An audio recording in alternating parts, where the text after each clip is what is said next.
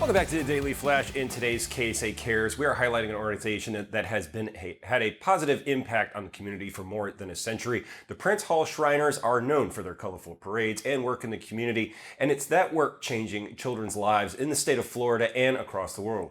Jamal Phillips and Lorraine James and Desert of Florida Youth Representative James Alexander II are joining us to talk about it. Welcome, everyone. Welcome. How are you doing today, sir? Doing great. So why is it important to put a focus on today's youth? So, sir, I feel like putting the focus on today's youth is put a focus on our future. Our youth is our future, and helping support, guide, and mentor them to help us in the future. I'm trying to say it in the best way possible, but to try to help us in the future and get us on the right path for the future along with our youth. So the Desert of Florida has won many awards for its youth program. So what exactly do you do with the youth that you work with? So on a monthly to monthly basis, we have temples set out through the Desert of Florida. I'm gonna take this step back. We have temples set out through nationally, but we're focusing on the Desert of Florida. So we have 15 temples set out through the state of Florida, 12 courts as well. So that gives us 27 youth groups, which focus on community service, volunteer work, providing for our elders, and other things through like that through our community. And how does it feel to kind of see those returns come back? I'm sure you've worked with a lot of the children that have moved on and everything and have given back to that. How does that feel to see them kind of put that back into the communities? I'm sorry for talking so much, daughter James. You can jump in at any time. For me, it's like we have a couple of kids we have one child that just graduated from the fire department school, so she's constantly giving back to her community with the job she selected to do after getting out of our program. So we have youth that are continuing to feed into the community as they get out of the program.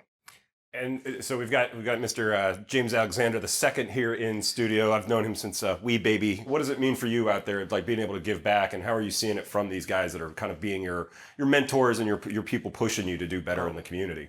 That means a lot to me because they teach me how to help others and help back to the community, like going to HBCUs, learning more about our Black culture, and teaching us that it doesn't mean to... What is it? It kind of gives you that confidence to be able to go out there and give that back, right? Yeah. Okay, well, so Miss James, you had a youth convention in New Orleans a few weeks ago that saw hundreds of youth attend. Why was it an important milestone for your program?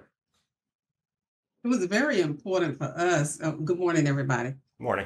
Particularly because this was the first time that our youth program was allowed to come together and host a separate program. Normally, we are with the entire Imperial Youth session with all of the adults, but this time we took it a step further and they allowed us to have our own specialized youth program separate from the adults. This allowed us to be able to mentor to the youth, also provide leadership skills to the youth, and very importantly, help prepare them for the future.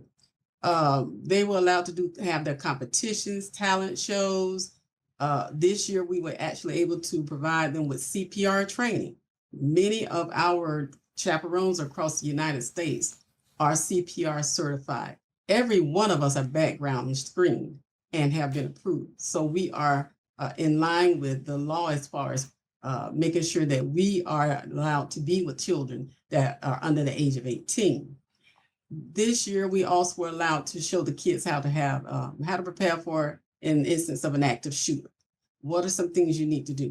Now, so these are things that the kids many of them have not learned in school. However, we were allowed to provide this training to them.